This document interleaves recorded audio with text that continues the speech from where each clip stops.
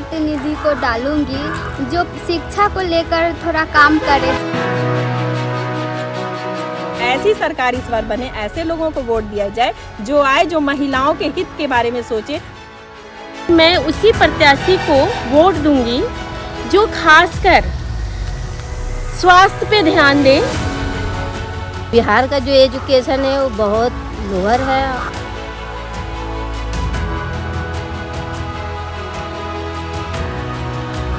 साथियों नमस्कार, मैं Neetu Singh states of rural India में आप सभी का स्वागत करती हूं। अभी मैं बिहार में हूं और मैं वैशाली ज़िले में हूं।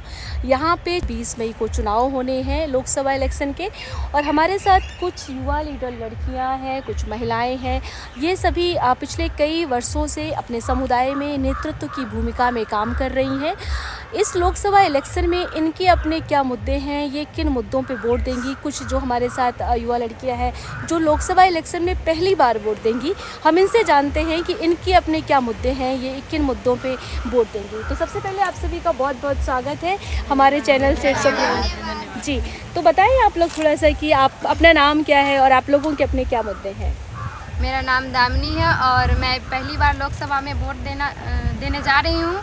लेकिन उत्साहित तो मैं हूँ, लेकिन कभी हमारे जो सरकार के नियम है, कानून है, उनको देख के ऐसा लग रहा है कि अभी बिहार की बात किया जाए तो बिहार में शराबबंदी हो चुका है। मतलब ये नारा फैला जा चुका है कि शराब बंद है, लेकिन अभी भी चोरी छुपे शराब बेचा जा रहा है और सब पी कर मतलब बेरोजगारी बहुत है। तो हम वोट उन्हीं को देंगे जो ये शराबबंदी पूर्ण रूप से करे। वोटिंग करने की तो मेरे अंदर में भी बहुत उत्साह है, लेकिन कहीं ना कहीं ये भी एक डर है कि अभी भी हमारे बिहार में बहुत सारी अभी बेरोज़गारी की समस्या अभी बहुत चल रही है। तो मैं सरकार से यही अनुरोध करूँगी कि जितनी भी मतलब कि ये हमारे बिहार में जो बेरोज़गारी की समस्या है, ये बेरोज़गारी की समस्या को कम करे, ताकि मैं उनको और भी आगे सपोर्ट करूँ। मैं वोट ये सोच कर देना चाहती हूँ, वोट देना तो है ही, लेकिन ये सोच कर देना चाहती हूँ कि जो शराबबंदी की जो बात हुई है, शराबबंदी की हो गई है, लेकिन लोगों का कहना सिर्फ है कि शराबबंदी हो गई, लेकिन शराब अभी भी चोरी छुपे हर दुकान में मिल रहे हैं और लोग जाकर पी रहे हैं और आकर वही पीकर वो महिलाओं के साथ हिंसा कर रहे हैं। तो अगर ये बंद होता है तो कहीं ना कहीं महिलाओं के साथ जो इतनी हिंसाएँ हो रही हैं उसमें कमी आएगी।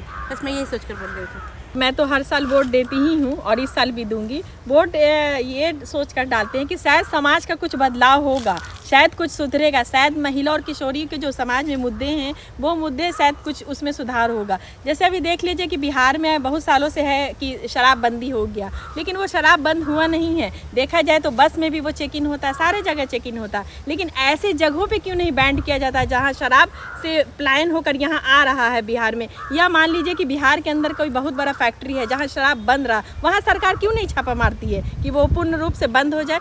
शराब तो चोरी छुपे जो मिल रहा है, लोग पी रहे हैं और पी कर आकर क्या कर रहे हैं कि घरों में हिंसा करें, महिलाओं के साथ हिंसा हो रहा है, बेटी के साथ हिंसा करें, लड़कियों के साथ हिंसा करें, शारीरिक हिंसा कर रहे हैं, मानसिक हिंसा करें, और उनके साथ जितना पैसा वो रोज़मर्रा की ज़िंदगी में वो कमा रहे हैं, क्या कर रहे हैं, वो शराब पी कर ख़त्म कर रहे हैं। महिलाएं जब वो मांग रही हैं तो उनके साथ मारपीट होता है, उनके साथ आर्थिक हिंसा भी हो रहा है, और आर्थिक हिंसा के साथ साथ तो उनके साथ यौन हिंसा भी हो रहा है लगातार। तो हम चाहते हैं कि कुछ ऐसी सरकार इस बार बने, ऐसे लोगों को वोट दिया जाए जो आए, जो महिलाओं के हित के बारे में सोचे, लड़कियों के हित के बारे में सोचे, उनके साथ जो पूरे समाज में जो हिंसा हो रही है शायद ये हिंसा कुछ कम हो सके, पूर्ण रूप से उसको बैंड किया जाए।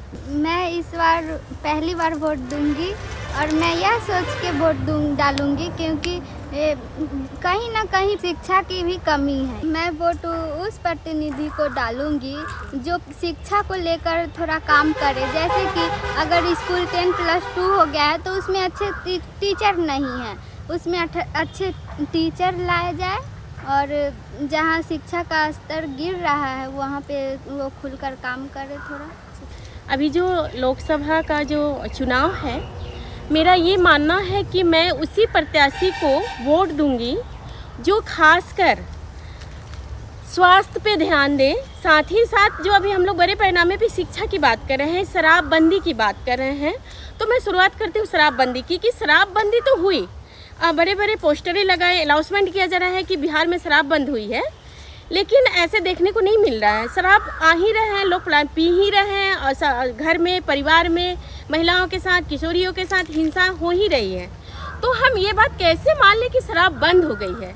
तो मेरा ये कहना है कि शराब को पूर्ण रूप से बंद किया जाए और इसको जो मतलब जो हिंसाएं हो रही हैं इसके दायरे में रह के उसको कम किया जाए। रही हम लोग शिक्षा की बात करें कि शिक्षा जो है बिहार में बहुत हद तक मतलब उनके उसमें सुधार आए हैं।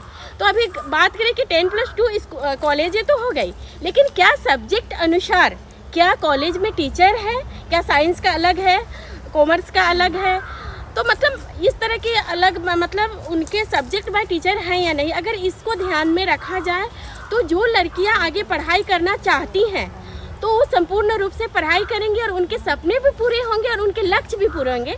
मेरा ऐसा मानना है कि हम जिसको भी वोट दें इस बार वो एजुकेशन पे कार्य करें, क्योंकि बिहार का जो एजुकेशन है वो बहुत लोअर है और अगर एजुकेशन सुधरेगा तो अपने आप बहुत सारी समस्याएं भी सुधर जाएगी।